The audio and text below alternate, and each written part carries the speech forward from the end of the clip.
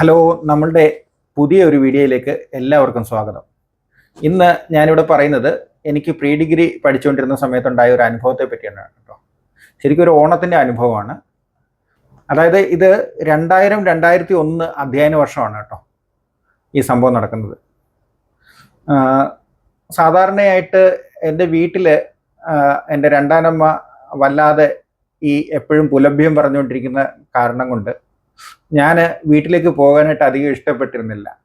അപ്പോൾ ഞാനെന്താ ചെയ്യുന്നതെന്ന് വെച്ച് കഴിഞ്ഞാൽ, ഞാൻ CMS കോളേജിലായിരുന്നു പ്രീ ഡിഗ്രി പഠിച്ചുകൊണ്ടിരുന്നത്. അവിടെ PG ഹോസ്റ്റലിൽ എനിക്കൊരു റൂം ശരിയാക്കി തന്നു, അവിടുത്തെ ടീച്ചേഴ്സൊക്കെ ചേർന്നിട്ട് കേട്ടോ. അപ്പോൾ ഞാനാണെങ്കിൽ അവിടെ സ്റ്റേ ചെയ്യുകയാണ് ചെയ്യുന്നത്. ഓണത്തിനും ഇതുപോലെ ഫെസ്റ്റിവൽസിനും ഒന്നും അങ്ങനെ ഞാൻ അധികം വീട്ടിലേക്ക് പോകത്തില്ല, നിവൃത്തി ഉണ്ടെങ്കിൽ പോകത്തില്ല കേട്ടോ. അങ്ങനെയായിരുന്നു എൻ്റെ ഒരു സ്വഭാവം. അങ്ങനെ വീട്ടിലേക്ക് പോകണ്ട എന്ന് തീരുമാനിച്ച് ഹോസ്റ്റലിൽ തങ്ങിയ ഒരു ഓണ സമയത്ത് എൻ്റെ 2 സുഹൃത്തുക്കൾ അവരുടെ വീട്ടിലേക്ക് ഓണ സദ്യയ്ക്ക് വേണ്ടിയിട്ട് എന്നെ ക്ഷണിക്കുകയുണ്ടായി കേട്ടോ. അപ്പം എന്തൊക്കെയോ അതിൽ ഒരാളുടെ വീടിനടുത്ത് വളരെ ഗ്രാൻഡായിട്ടുള്ള ഓണ പരിപാടികൾ അവർ സംഘടിപ്പിച്ചിട്ടുണ്ടായിരുന്നു. അതും കാണാം, നമുക്ക് അവിടെ നിന്ന് ഭക്ഷണം കഴിക്കാം എന്നൊക്കെ പറഞ്ഞിട്ടാണ് എന്നെ വിളിക്കുന്നത്. അപ്പം ആദ്യത്തെ ആള് എന്ന് പറയുന്നത് ഞങ്ങളുടെ കോളേജിന് ഏകദേശം അടുത്ത് താമസിക്കുന്ന ആളാണ്. അപ്പം ഞാനാണെങ്കിൽ ഇദ്ദേഹം വന്ന് എന്നെ വിളിച്ചുകൊണ്ട് പോയി, വീട്ടിലേക്ക് വിളിച്ചുകൊണ്ട് പോയി കേട്ടോ. വീട്ടിലേക്ക് വിളിച്ചുകൊണ്ട് പോയി മുറ്റത്ത് എന്നെ ഒരു ബെഞ്ചിൽ ഇങ്ങനെ ഇരുത്തിയിരിക്കുകയാണ്.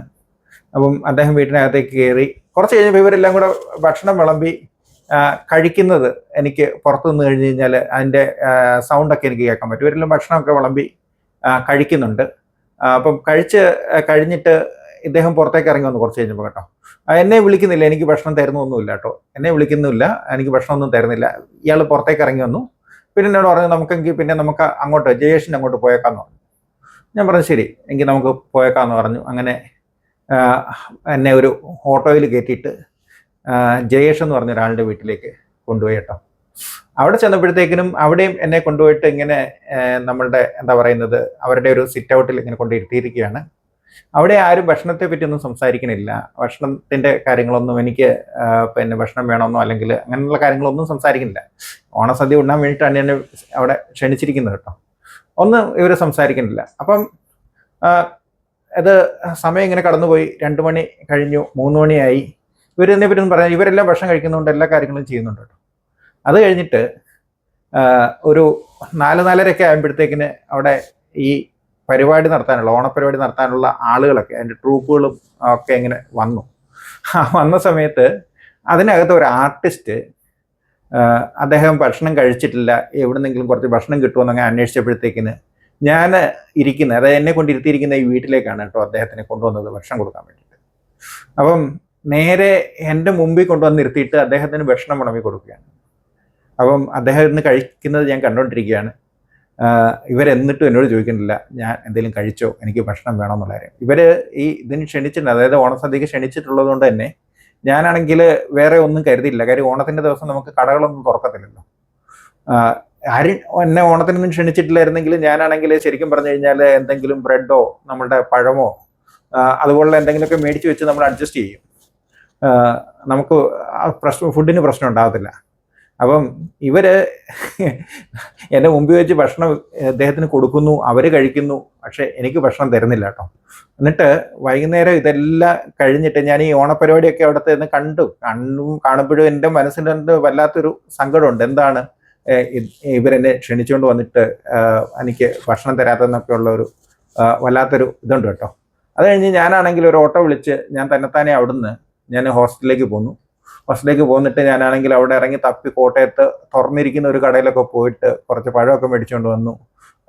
പിന്നെ കഴിച്ചു. അന്നേരമാണ് ഞാൻ ഓണത്തിൻ്റെ ദിവസം ആ സമയത്ത്, അതായത് ഒരു 7 മണി 8 മണി ആകുമ്പോഴത്തേക്കിനാണ് ഞാൻ എന്തെങ്കിലും ഒന്ന് ചെറുതായിട്ടൊന്ന് കഴിക്കുന്നത്. രാവിലെ ഒന്നും കഴിച്ചിട്ടില്ല, ഉച്ചയ്ക്കൊന്നും കഴിച്ചിട്ടില്ല, പച്ചവെള്ളം പോലും കുടിച്ചില്ല എന്ന് പറയുന്നതായിരിക്കും സത്യം. എവിടുന്നൊക്കെയോ ഒരു ഗ്ലാസ് വെള്ളം എനിക്ക് കിട്ടിയിട്ടുണ്ടായിരുന്നു. ഒരു 5 മണി 6 മണിയൊക്കെ ആയപ്പോഴത്തേക്കിന് ഒരു ഗ്ലാസ് വെള്ളം എവിടുന്നൊക്കെയോ കിട്ടിയിട്ടുണ്ടായിരുന്നു. അതെന്ന് പറഞ്ഞു കഴിഞ്ഞാൽ ആരോ മേടിച്ചുകൊണ്ട് വന്ന ഒരു മിനറൽ വാട്ടറിൻ്റെ ബോട്ടിൽ എനിക്ക് കൊണ്ടു തന്നു. അങ്ങനെയാണ് എനിക്ക് എന്നെ അറിയാവുന്നത്. നമ്മുടെ കോളേജിലുണ്ടായിരുന്ന ഒരു സ്റ്റുഡൻ്റാണ് കേട്ടോ.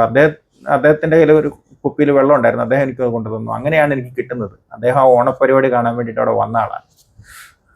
അത് കഴിഞ്ഞ് ഞാൻ ഒറ്റയ്ക്കാണ് ഞാൻ തിരിച്ച് ഹോസ്റ്റലിലേക്ക് പോകുന്നത്. പിന്നെ കോട്ടയത്തൊക്കെ ഇറങ്ങി ബേക്കറി ജംഗ്ഷനിൽ കൂടെ ഒക്കെ നടന്ന് അവിടെ തുറന്നിരിക്കുന്ന ഒരു കടയൊക്കെ കണ്ടുപിടിച്ച് പതിയെ ഒരു പിന്നെ എന്താ പറയുന്നത് ഏത്തപ്പഴവും ബ്രെഡും ഒക്കെ മേടിച്ചുകൊണ്ട് വന്ന് അങ്ങനെയാണ് അന്നത്തെ രാത്രിയിൽ നമ്മൾ എന്തായാലും ഫുഡ് കഴിക്കുന്നത്.